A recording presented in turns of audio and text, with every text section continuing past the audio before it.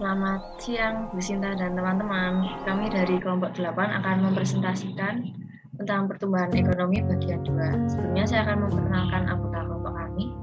Ada saya sendiri, Ella Clarissa, Faiz Alifah, dan Ren.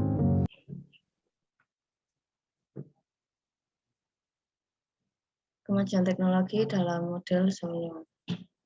Model pertumbuhan Solo adalah model pertumbuhan ekonomi jangka panjang dengan melihat 3 faktor utama, yaitu akumulasi modal, pertumbuhan tenaga kerja, dan produktivitas multifaktor. Ekonomi menunjuknya ke kemajuan teknologi yang mana mempengaruhi 2 variabel lainnya, yaitu tenaga kerja dan modal. Menambah efisiensi tenaga kerja. Di sini ada fungsi produksi dari efisiensi tenaga kerja, di mana Y merupakan output, L jumlah tenaga kerja, K jumlah modal, dan E adalah tenaga kerja.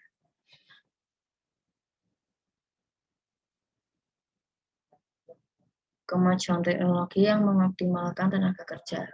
Kemajuan teknologi menyebabkan E tumbuh pada tingkat G dan L tumbuh pada tingkat N.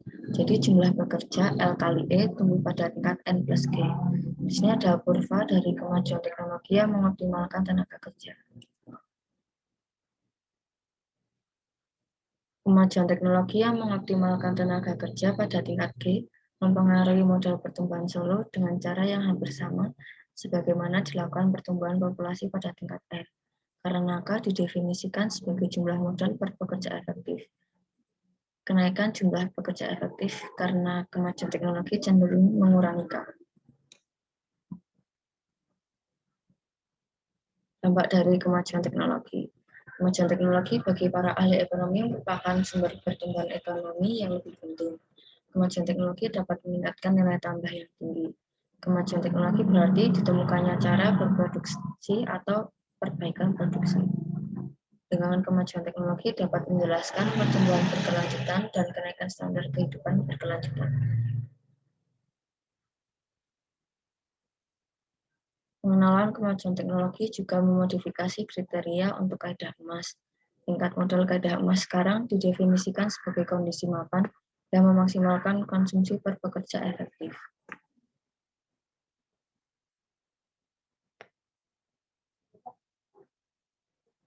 Tingkat pertumbuhan kondisi mapan pada model Solo dengan kemajuan teknologi. Jadi ada variabel, simbol, dan tingkat pertumbuhan kondisi mapan. Ada variabel dari model per pekerja efektif, output per pekerja efektif, output per pekerja, dan output total. Dari teori pertumbuhan ke kenyataan pertumbuhan. Buat model Solo, kemajuan teknologi menyebabkan nilai banyak variabel untuk naik bersama-sama pada kondisi mapan. Sifat ini disebut pertumbuhan berimbang. Modal per pekerja menghadapi skala pengembalian yang berkurang. Jadi, investasi untuk meningkatkan modal per pekerja atau K per L perlahan akan menghasilkan kontribusi yang semakin kecil terhadap output per pekerja tergantung hasil modal per pekerja saat ini.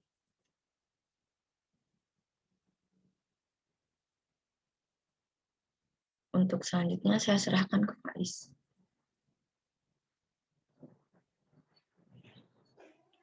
Kemajuan teknologi juga mempengaruhi harga-harga faktor pertumbuhan upah real pada tingkat kemajuan teknologi, tapi harga sewa modal real tetap konstan setiap saat.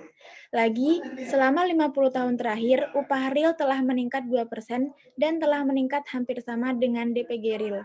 Namun, harga sewa modal real, pendapatan modal real dibagi persediaan modal telah sekitar sama.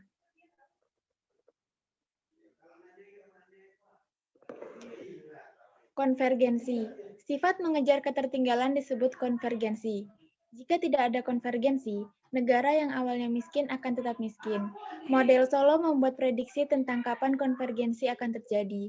Menurut model, apakah dua perekonomian akan bertemu bergantung pada mengapa mereka berbeda pada awalnya, yaitu tingkat tabungan, tingkat pertumbuhan, populasi, dan akumulasi human capital.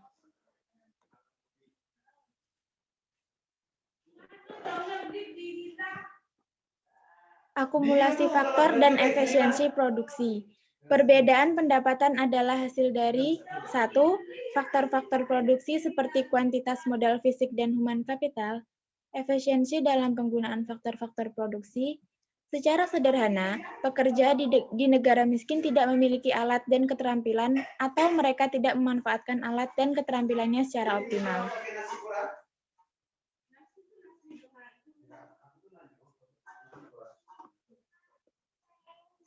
Tingkat tabungan menentukan tingkat modal dan output kondisi mapan. Suatu tingkat tabungan tertentu menghasilkan kondisi mapan kaidah emas yang memaksimumkan konsumsi per pekerja. Mari kita gunakan kaidah emas untuk menganalisis tingkat tabungan Amerika Serikat. Produk marginal modal neto dari depresiasi MPK-D. Tingkat pertumbuhan output total N plus G. Ingat bahwa kondisi mapan kaidah emas MPK-D sama dengan N plus G.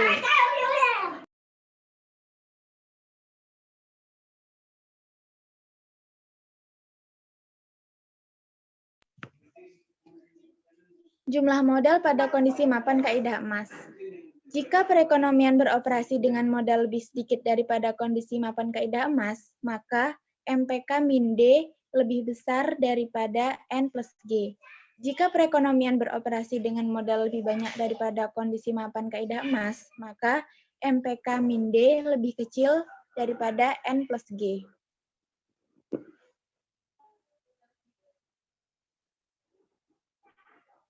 Produk marginal modal neto setelah depresiasi, MPK-D. Tingkat pertumbuhan output total, N plus G. Untuk perbandingan ini di perekonomian Amerika Serikat, kita perlu menaksir tingkat pertumbuhan output, N plus G, dan produk marginal modal neto, MPK-D. Di GDP Amerika Serikat tumbuh sekitar 3% per tahun. Jadi, N plus G sama dengan 0,03.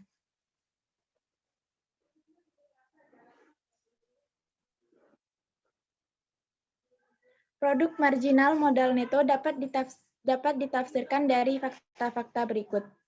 Pertama, persediaan modal sekitar 2,5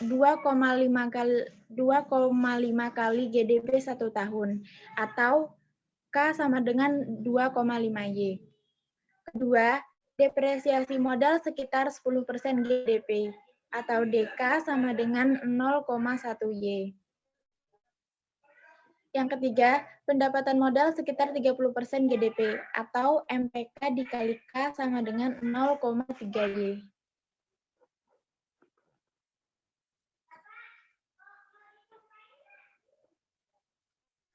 Kita menyelesaikan tingkat depresiasi D dengan membagi persamaan 2 dengan persamaan 1. DK per K sama dengan 0,1Y per 2,5Y sama dengan D sama dengan 0,04. Dan kita menyelesaikan produk marginal modal MPK dengan membagi persamaan 3 dengan persamaan 1. MPK dikali K per K sama dengan 0,03Y per 2,5Y, MPK sama dengan 0,12. Jadi, sekitar 4% persediaan modal terdepresiasi tiap tahun, dan produk marginal modal sekitar 12% per tahun. Marginal modal neto MPK-D sekitar 8% per tahun.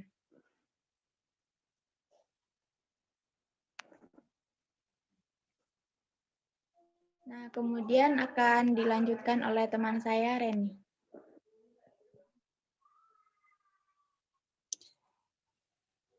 Sekarang dapat kita lihat bahwa pengembalian modal atau produk marginal modal neto setelah depresiasi sama dengan 8% per tahun, jauh di atas tingkat pertumbuhan perekonomian, yaitu 3% per tahun. Hal ini mengindikasikan bahwa persediaan modal pada tingkat perekonomian Amerika Serikat jauh di bawah tingkat kaidah emas. Dengan kata lain, jika Amerika Serikat menabung dan menginvestasikan bagian lebih banyak dari pendapatannya, maka ia akan tumbuh lebih cepat dan akhirnya mencapai kondisi mapan dengan konsumsi lebih tinggi.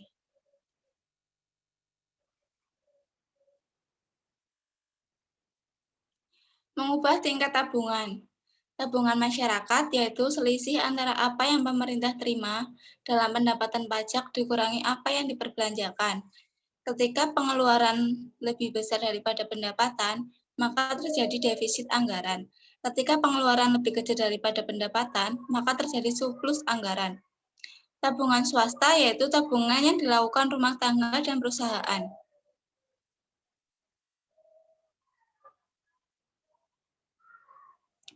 Membangun institusi yang tepat. Negara-negara mungkin memiliki berbagai tingkat produktivitas sebagian karena mereka memiliki berbagai institusi yang mengatur alokasi sumber daya mereka yang langka. Sebagai contohnya yaitu tradisi legal suatu negara adalah institusi. Contoh lainnya adalah kualitas pemerintah itu sendiri dan tingkat korupsi yang ada dalam infrastruktur politik.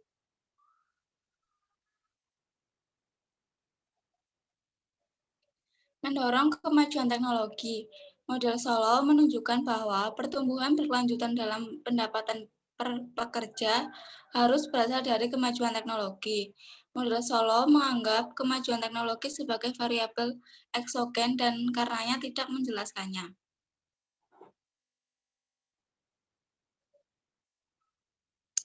Di luar model Solo yaitu teori pertumbuhan endogen. Teori pertumbuhan endogen menolak asumsi dasar Solo tentang perubahan teknologi eksogen, yaitu teknologi yang berasal dari luar.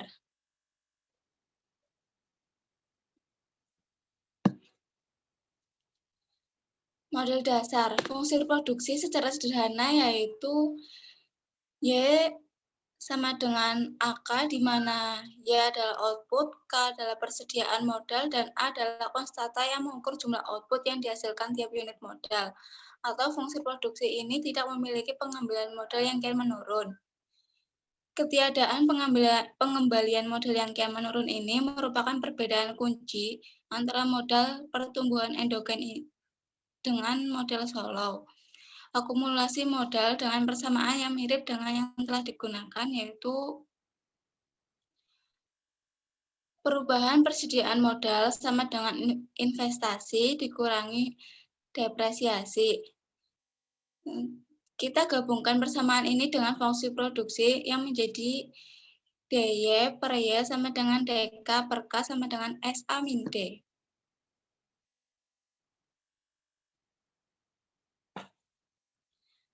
Persamaan ini menunjukkan apa yang menentukan tingkat pertumbuhan output, yaitu DY per Y. Perhatikan bahwa sepanjang SA lebih besar daripada delta, pendapatan perekonomian tumbuh selamanya, bahkan tanpa asumsi kemajuan teknologi eksogen.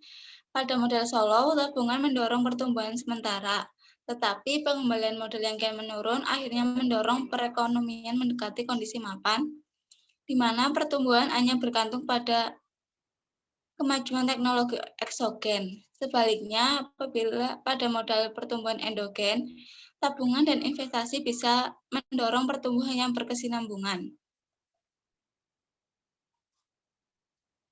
Penghajuran kreatif.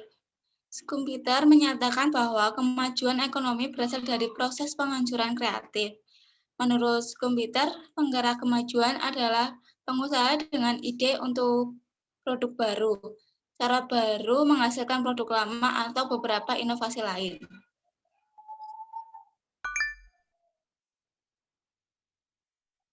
Sekian presentasi dari kelompok kami, kurang lebihnya mohon maaf. Terima kasih.